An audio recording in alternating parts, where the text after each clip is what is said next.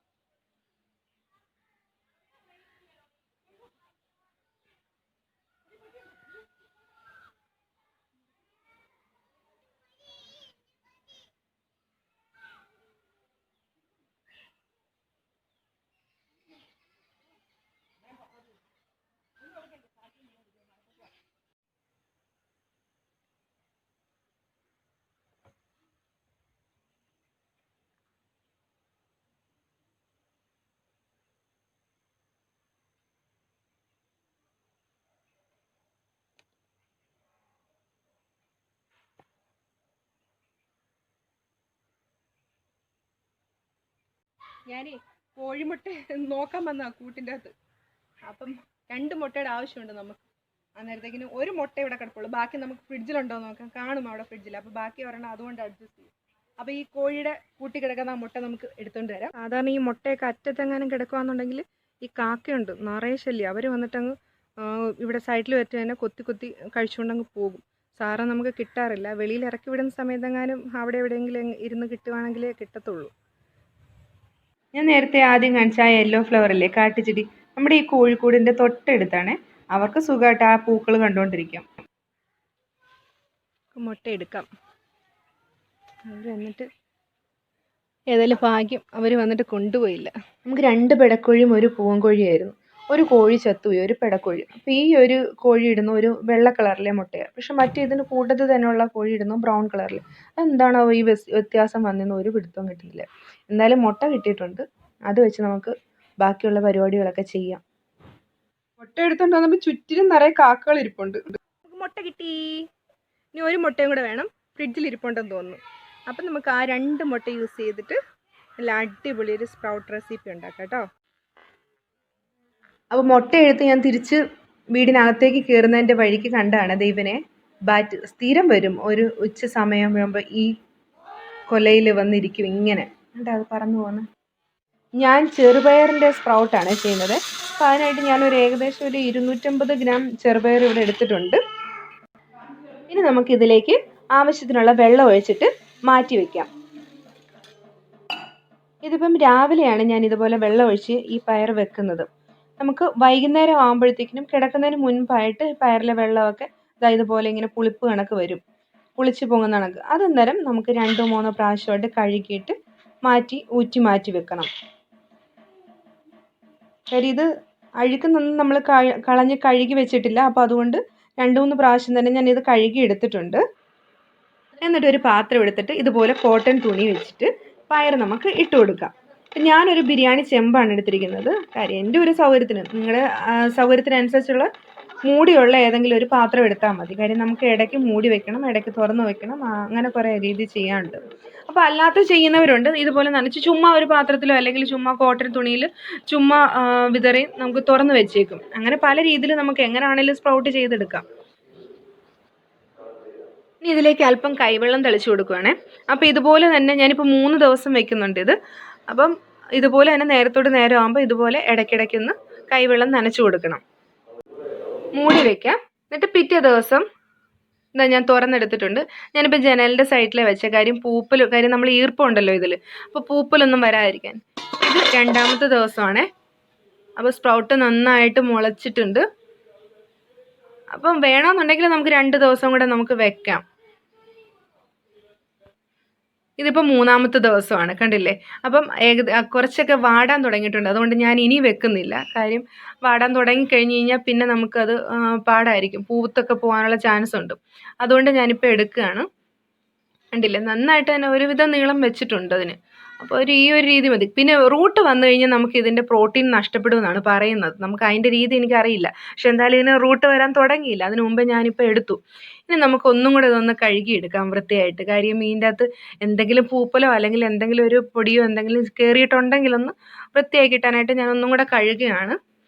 നമ്മൾ കഴുകിയിട്ടാണ് ഈ പാത്രത്തിൽ ഇട്ട് വെച്ചിരുന്നത്. എന്നാലും നമുക്കൊന്ന് നമ്മുടെ ഒരു വിശ്വാസത്തിന് നമുക്കൊന്നും കൂടെ ഒന്ന് കഴുകിയെടുക്കാം. കഴുകുമ്പോൾ ചിലപ്പോൾ ഇതിൻ്റെ തൊലി മാത്രമായിട്ട് മുകളിൽ വരും കേട്ടോ. അത് വേണമെന്നുണ്ടെങ്കിൽ ഒന്ന് കയ്യിലുണ്ട് മാറ്റി കളയാം. എന്നിട്ട് ഇതുപോലെ കുക്കറിൽ നമുക്ക് എടുത്തിടാം. ഞാനിപ്പോൾ ഇത് കുക്കറിലാണ്, പെട്ടെന്ന് ചെയ്യാൻ വേണ്ടി കുക്കറിലാണ്. പക്ഷേ നേരത്തെയൊക്കെ ചെയ്യുന്നത് നമ്മൾ ചട്ടിയില്ലേ, നാടൻ ചട്ടി, മൺചട്ടി, അതിലാണ് വെക്കുന്നത്. ടേസ്റ്റ് കൂടുതലും മൺചട്ടിയിൽ വെക്കുമ്പോഴാണ് കേട്ടോ, എന്ത് കറിയാണേലും. അപ്പോൾ ഇതിപ്പോൾ ഞാൻ കുക്കറിൽ വെച്ചു, നികത്തെ വെള്ളം ഒഴിച്ചിട്ടുണ്ട്. ഇനി അത് ഒരു 10 മിനിറ്റ്സ് അത്ര തന്നെ വേണമെന്നില്ല. പിന്നെ ഒരു അല്പം ഉപ്പും കൂടി ഇട്ട് കൊടുത്തിട്ടുണ്ട്. അതും കൂടി ഇട്ടൊന്ന് ഇളക്കിയിട്ട് നമുക്ക് മൂടി വയ്ക്കാം.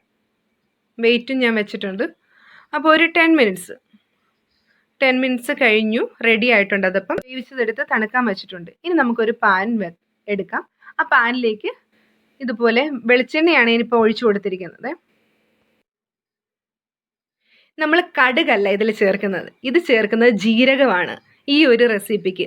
അതും നല്ല ജീരകമാണ്, പെരിഞ്ജീരകമല്ല, നല്ല ജീരകമാണ് ഞാൻ ചേർത്ത് കൊടുത്തിരിക്കുന്നത്. ഇനി ഇതിലേക്ക് ഈ ഒരു ബൗളോളം നന്നായിട്ട് അരിഞ്ഞു വെച്ചിരിക്കുന്ന സവാള, പൊടിപൊടിയായിട്ടാണ് അരിഞ്ഞു വെച്ചിരിക്കുന്ന ഈ ഒരു ബൗൾ, ഏകദേശം ഒരു 1.5 സവാള ഞാൻ എടുത്തിട്ടുണ്ട്, ഒരു വലുതും ഒരു ചെറുതുമായിട്ടുള്ളത്. അപ്പം അതും ഇങ്ങോട്ടേക്ക് ഇട്ട് കൊടുത്ത് ഇനി അതൊന്ന് ചെറുതായിട്ടൊന്ന് വാടി വന്നാൽ മതി. ഗോൾഡൻ ബ്രൗൺ ഒന്നും ആവണമെന്നില്ല. ഒന്ന് വാടി വരുമ്പോഴത്തേക്കും നമുക്ക് അടുത്ത് ചേർത്ത് കൊടുക്കാം. ഇതിലേക്ക് ഒരല്പം ഉപ്പിട്ട് കൊടുക്കാമെങ്കിൽ പെട്ടെന്നൊന്ന് വാടി കിട്ടും സവാള. അത് എല്ലാവർക്കും അറിയാവുന്ന ഒരു ടിപ്പാണ്. ഞാനും ഒരല്പം ഉപ്പിട്ട് കൊടുക്കുകയാണ്, പെട്ടെന്നൊന്ന് വാടി കിട്ടുമല്ലോ.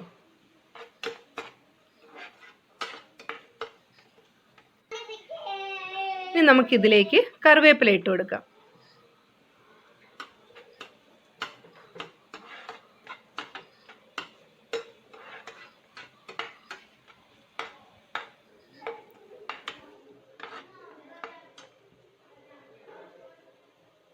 ഇനി അടുത്തതായിട്ട് നമുക്ക് നമ്മളുടെ മുട്ട ചേർത്ത് കൊടുക്കാം ഇതിലേക്ക്.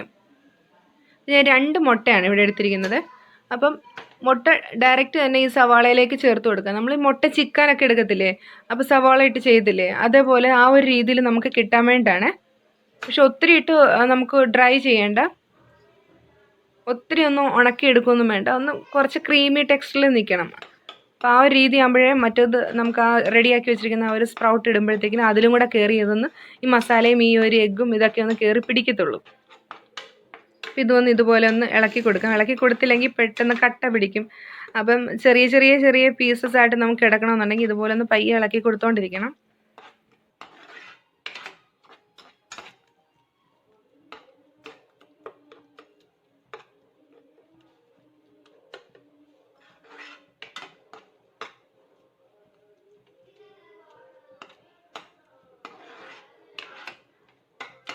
ഇതുപോലെ ആകാവുള്ളേ, ഒത്തിരി അങ്ങ് നമുക്ക് വരട്ടിയെടുക്കുകയൊന്നും വേണ്ട.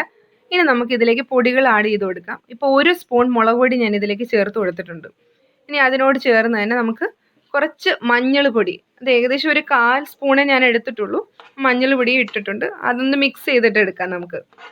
കാര്യം ഇത് നന്നായിട്ട് ഡ്രൈ ആകുന്നതിന് മുൻപ് തന്നെ നമുക്ക് ഈ ഒരു പൗഡറായിട്ടുള്ള കാര്യങ്ങൾ ചേർത്ത് കൊടുക്കണം. ഇല്ലയെന്നുണ്ടെങ്കിൽ ഇതിൽ പിടിക്കത്തില്ല.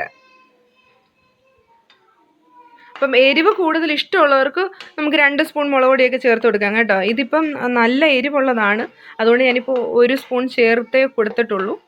എരിവ് ഇഷ്ടമുള്ളവർക്ക് 2 സ്പൂണൊക്കെ ഒന്ന് ചേർത്ത് കൊടുക്കാം കേട്ടോ. ഇപ്പം തന്നെ നല്ല കളറുണ്ട്, നിങ്ങൾക്ക് കാണും മനസ്സിലാവുമല്ലോ. അപ്പം ഇതിലേക്ക് ഞാൻ ഗരം മസാലയാണ്, ഒരു 1/4 സ്പൂൺ ഗരം മസാല, പിന്നെ കുരുമുളക് പൊടി അത് ഒരു 1/4 സ്പൂൺ ഇട്ട് കൊടുത്തിട്ടുണ്ട്. പിന്നെ ജിഞ്ചർ ഗാർലിക് പേസ്റ്റ് അതും ഒരു 1/4 സ്പൂൺ, അതും കൂടി ഇട്ടൊന്ന് നന്നായിട്ടൊന്ന് സോട്ട് ചെയ്യാം. ഇനി നമ്മൾ നേരത്തെ കുക്കറിൽ വേവിച്ച് വെച്ച ആ സ്പ്രൗട്ട് ഉണ്ടല്ലോ, ചെറുപയറിൻ്റെ സ്പ്രൗട്ട്, ഇനി അത് ഇതിലേക്ക് ഇടാം. അപ്പോൾ അതിൽ കുറച്ച് വെള്ളം ഉണ്ടായിരുന്നു, ആ വെള്ളം ഒന്ന് ഞാൻ ഊറ്റിയിട്ടാണ് ഇടുന്നത്. ആ വെള്ളം നമുക്ക് കളയണ്ട, ഇതിൻ്റെ എസൻസ് ആണല്ലോ, അപ്പോൾ അത് കളയണ്ട, ഏറ്റവും ഗുണമുള്ളതാണത്. അപ്പോൾ അത് നമുക്ക് വേണമെങ്കിൽ കുടിക്കാം.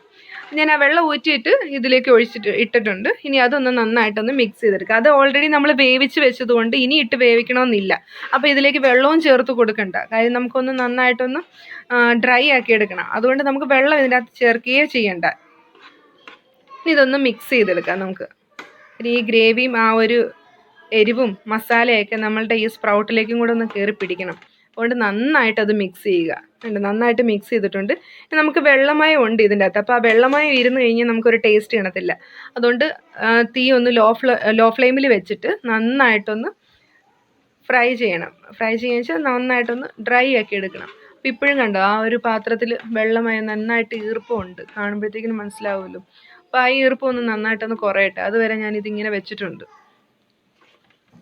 ലോ ഫ്ലെയിമിൽ തന്നെ കിടന്നത് കണ്ടോ. അപ്പം നന്നായിട്ട് ഇപ്പോൾ വ്യത്യാസമുണ്ട്. കുറച്ചൊന്ന് വരണ്ട് വന്നിട്ടുണ്ട്. അപ്പോൾ ഇത് റെഡി ആയിട്ടുണ്ട്.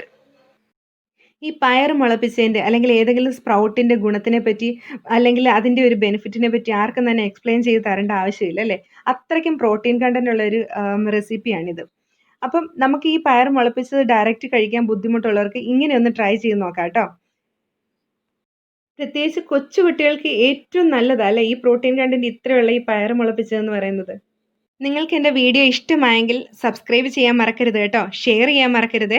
അപ്പം മറ്റൊരു വീഡിയോ ആയിട്ട് ഞാൻ ഉടനെ എത്തും. അതുവരെ എല്ലാവർക്കും ബൈ.